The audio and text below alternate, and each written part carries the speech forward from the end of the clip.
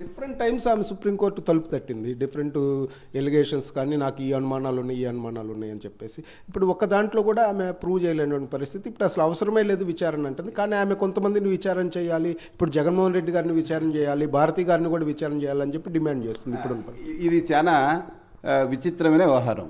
ఈమెకు పెట్టుబడి పెట్టిన పెట్టుబడిదారులు జగన్మోహన్ రెడ్డిని భారతిని విచారణ చేస్తే దాని మీద మన పక్కనే నిలబడి వార్తలు రాస్తారు కదా, వీళ్ళ ఉక్కిరి బుక్కిరైన జగన్మోహన్ రెడ్డి, కండి నీళ్ళు పెట్టిన భారతి, ఇట్లాంటి న్యూస్ రాసేకి 2 years వరకు నడిపించచ్చు, 29 వరకు. అది వాళ్ళ ఉద్దేశం. సిబిఐలోకి వచ్చిన ప్రాబ్లం ఏమంటే, సిబిఐలో ఏం మోటివ్ పెట్టారు? అవినాష్ రెడ్డికి ఎంపీ టికెట్ రాకుండా వైఎస్ వివేకానంద రెడ్డి అడ్డుపడుతున్నందుకే చంపారనేది ఒక మోటివ్. ఇప్పుడు జగన్మోహన్ రెడ్డిని అడుగుతారు. జగన్మోహన్ రెడ్డి గారు ఏమంటారు? ఆయన ఎవరండి వివేకానంద రెడ్డి? సీట్ ఇచ్చేది నేను, అసలు ఆయన కమిటీ మెంబరు కూడా కాదు. అసలు మా చిన్నాయనని జమ్మలమడుకు మేము అవినాష్ రెడ్డి తరఫున అది కంపైనర్గా ఇన్ఛార్జి పెట్టి ఆయన్నే దానికి బాధ్యునిగా చేశాము. మా చిన్నాయన వైఎస్ వివేకానంద రెడ్డి అవినాష్కు సీట్ ఇవ్వమని రికమెండ్ చేశాడు అనే విషయం చెప్తాడు. చెప్తే తుస్సు అయిపోతుంది, అసలు కేసు ఏముండదు. కాబట్టి ఈ వాళ్ళు సరే పాతోడేదో చేశాడు. ఇది ఇట్లా మర్డర్ కేసుల్లో సిబిఐకి అరుషి కేసు కానీ ఢిల్లీలో నిన్న ఆమె కూడా పెట్టింది, ఐఎస్ఆ మీరా కేసు కానీ చాలా కేసుల్లో చేతులు కాల్చుకున్నారు. ఎందుకంటే మర్డర్ కేసులు వాళ్ళకి ఎప్పుడు ఇస్తారంటే ఈ కేసు ఇచ్చినట్ల ఆ కేసు జరిగిన సంవత్సరానికి అట్లా ఇచ్చారు కదా. దానివల్ల ఏమవుతుందంటే సంవత్సరంన్నరకు స్టార్ట్ చేశారు, అక్టోబర్ 2020లో చేశారు. దానివల్ల వాళ్ళకు దాన్ని క్రోడీకరించి ప్రాపర్ ఇన్వెస్టిగేట్ చేసి ఇబ్బంది అవుతుంది. సిబిఐలో అత్యున్నత ప్రమాణాలతో చేస్తారు ఇన్వెస్టిగేషన్. ఏది డాక్యుమెంటరీ ఎవిడెన్స్, బ్యాంక్ ఫ్రాడ్ కేసులు ఇటువంటివి చేస్తారు. కానీ ఇవి బాగా మురిగిపోయిన కేసులు ఏమంటే వాళ్ళు ఏం చేస్తారు, అట్లా తప్పు చేశారు దీంట్లో. కానీ సుబోధ్ కుమార్ జైస్వాల్ డైరెక్టర్గా ఉన్నప్పుడు జరిగిన తప్పులే ఇదంతా జరుగుతుంది, మోటివేటెడ్ ఇన్వెస్టిగేషన్ అది.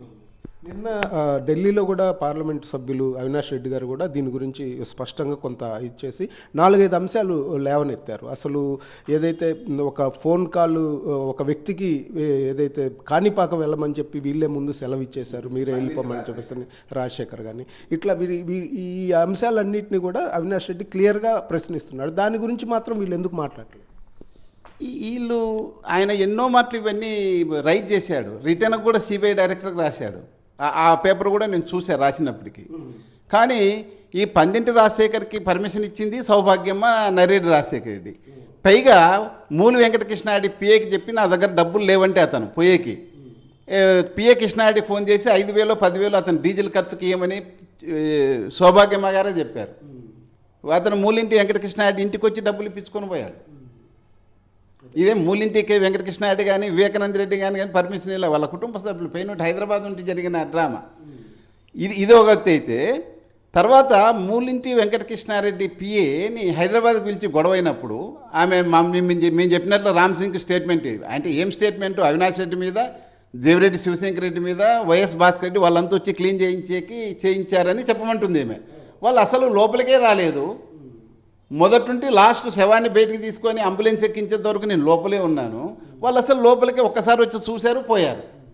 అవినాష్ రెడ్డి కానీ దేవిరెడ్డి శివశంకర్ రెడ్డి కానీ వాళ్ళ మీద నేను అబద్ధం ఎందుకు చెప్తానంటే, గొడవ ఉన్నప్పుడు ఈయన గట్టిగా హీటెడ్ ఆర్గ్యుమెంట్ జరిగినప్పుడు ఈయన వచ్చాడు, ఎవడు నరేడి రాజశేఖరుడు కూడా అక్కడే ఉన్నాడు, వాళ్ళ కొత్త ఆఫీసులో జరిగింది ఇది.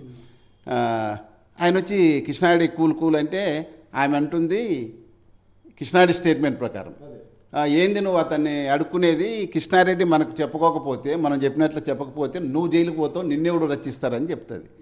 వీటి వల్ల ఏమంటే అదొకటి. రెండోది వచ్చేసి మూడోది షేక్ షమీం, సునీత గారి పిన్ని, ఆమెకు అస్లాం షెహన్షా అని ఒక కొడుకున్నాడు. అది ప్రపంచమంతా తెలిసిపోయిన తర్వాత, ముందైతే ఎవరికి తెలియదు, మాలాంటి వాళ్ళు కొంతమందికి ముఖ్యులకు తప్పిస్తే తెలియదు. వాళ్ళకు ఆస్తి ఆయన 1/4 ఇస్తానని ఆమె స్టేట్మెంట్లో ఉంది.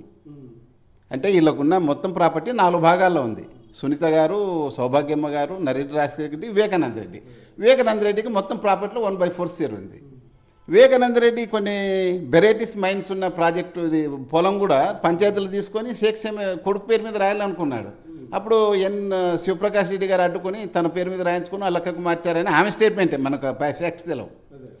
కాబట్టి ఇవన్నీ ఫెయిల్ అయినప్పుడు బెంగళూరు ల్యాండ్ డిస్ప్యూట్లో సెటిల్ చేసి 8 crores వస్తాయని ఆ ప్రాజెక్ట్ ఫెయిల్ అయినప్పుడు ఆయన ఆమెకు ప్రామిస్ చేశాడు, నువ్వేం వరీ కావద్దు కొడుకు గురించి. ఆమెకు అవినాష్ రెడ్డి కూడా చెప్పారు, అవన్నీ ఆమె స్టేట్మెంట్లు ఉన్నాయి. మంచి ఎడ్యుకేషన్ ఇస్తామని, మంచి స్కూళ్ళని, ఒక మంచి బిల్డింగ్ ఒకటి హైదరాబాద్లో తీస్తామని, ఇక్కడ కావాల్సినంత ల్యాండ్ కొనిస్తామని, మిగిలిన డబ్బులన్నీ డిపాజిట్ చేస్తామని చెప్పాడు ఆయన. అది ఫెయిల్ అయినాక ఆయన చెప్పాడు, నాకున్న 1/4 షేర్ ఉంది, మొత్తం కూడా మన అస్లాం సెహన్సాకు నేను ట్రాన్స్ఫర్ చేస్తానని ఆమె చెప్పాడు. ఇవన్నీ ఉన్నాయి, ఇవన్నీ ఉన్నాయి. ఈవెన్ దస్తగిరి స్టేట్మెంట్ ప్రకారం కూడా వాళ్ళు అతన్ని చంపి వెతికి ఇళ్ళంతా వెతికి డాక్యుమెంట్స్ తీసుకుంటారు.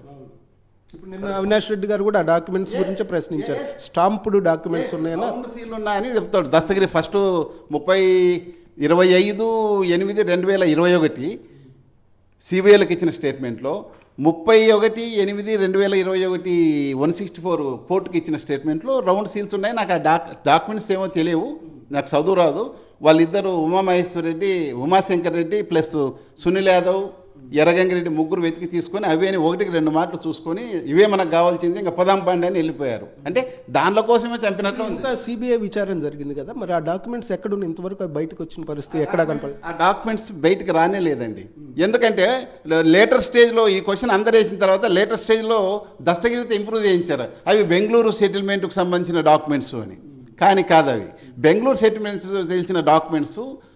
ఎవరైతే ఆడ వై రాధాకృష్ణమూర్తి ఉన్నాడో, ఈ వివేకానంద రెడ్డి సపోర్ట్ ఎవరు తీసుకున్నాడు, ఆయన కొడుకు, ఆయన చనిపోయాడు, ఆయన కొడుకు వెంకటప్రసాద్ అని ఉన్నాడు. వాడి దగ్గర కోర్టు సర్టిఫైడ్ కాపీస్ ఉన్నాయి. దాని అస్సలు డాక్యుమెంట్స్ ఒరిజినల్స్ 37 కోర్టు అని బెంగళూరులో ఉన్నాయి. యలహంక క్రిమినల్ కేసులో రాధాకృష్ణమూర్తి మీద, ఈ వెంకటప్రసాద్ మీద ఆ డిస్ప్యూట్ అవతల అతను క్రిమినల్ కేసు పెడితే, ఫోర్జరీ కేసు, ఆ డాక్యుమెంట్స్ సీజ్ చేసేసి కోర్టులో ఉన్నాయి ఈ రోజు కూడా. మరి ఆ డాక్యుమెంట్స్ రౌండ్ సీల్స్ ఉండేటివి అక్కడ ఉన్నాయి ఒకవేళ ఉంటే. మరి ఈ రౌండ్ సీల్స్ ఉండేటివి డెఫినెట్గా ఈ రెండో భార్యకు ఆమె కొడుకు మీద ఉన్న ప్రేమ మీరంతా చూసారు ఆ వీడియోలు. అతనికి విల్లునామా రాసినటివి అవి. ఆ విల్లునామాలు ఎవరు తీసిపోయారనేది ఇంతవరకు లేవు. అఫ్కోర్స్ విల్లునామా ఉండాల్సి పని ఆపొద్దు, అగ్గిపెట్టేసింటే పెట్టిండొచ్చు. కాబట్టి అందుకోసం వీళ్ళ మీద అనుమానం వస్తుంది. దాన్ని వదిలేసి దాన్ని డైవర్ట్ చేసేకి ఈమె కంటిన్యూగా చూస్తాను. నిన్న చూశాను ఆమె నిన్న అవినాష్ రెడ్డి గారు కూడా ఏమంటారంటే, అసలు గుండెపోటు అనేటటువంటి ఒక కాన్సెప్ట్ని ప్రచారంలోకి తీసుకొచ్చిందే సునీత గారు అని చెప్పి మాట. మరి లేకపోతే ఆయన ఆదినారాయణ రెడ్డి 8 గంటలప్పుడు 8:30 ఫోన్ చేశాడు. ఎవరికి? ఈ నరేడి శివప్రకాష్ రెడ్డి గారికి. ఆయన అదే చెప్పాడు, మా సిగరెట్లు ఎక్కువ తాగుతుండే గుండెపోటుతో చనిపోయాడు, ఆయనకు ఆల్రెడీ స్టంట్స్ ఉన్నాయని. ఆయన కొడుకు అదే చెప్పాడు. అంటే ఆయన ఏమన్నా వీళ్ళతో మాట్లాడా? వాళ్ళ తమ్ముడు మరదలతోనే కదా మాట్లాడింది, వాళ్ళు క్రియేట్ చేసిందే కదా గుండెపోటు అని. ఈయన చెప్పినట్లు ఒక్కసారి కూడా సాక్ష్యం లేదండి. వాళ్ళు ఏదో సొంతంగా 161 CRPC స్టేట్మెంట్లు అంటారు, అది చూసే పోలీస్ ఆఫీసర్స్కు అడ్వకేట్స్కు తెలుస్తుంది. దాంట్లో ఇలా మన సంతకాలు ఏముండదు. నిన్ను ఎగ్జామ్ చేసుకుంటే మన సంతకాలు ఏముండవు, వాడే పోలీస్ ఆఫీసర్ రాసుకొని ఆయన చెప్పినారని వేస్తారు. అట్లాంటి దాని మీద ఆధారపడి అవినాష్ రెడ్డి మీద అలిగేట్ చేస్తున్నారు, ఆయన ఏదో క్రియేట్ చేశాడని. ఎవరితో మాట్లాడలేదు, ఆయన ఫోన్లో మాట్లాడుతూనే ఉన్నాడు.